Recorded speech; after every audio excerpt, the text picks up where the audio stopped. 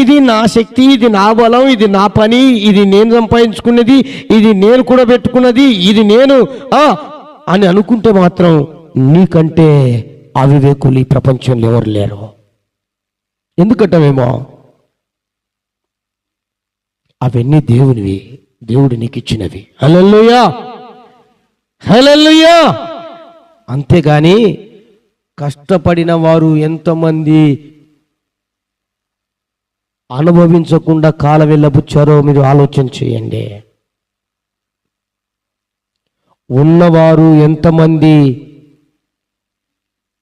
చుట్టూ రకరకాల భోజనాలు ఉన్నా తినకుండా ఉండలేనటువంటి వారు ఎంతమంది ఉన్నారో ఆలోచించేయండి.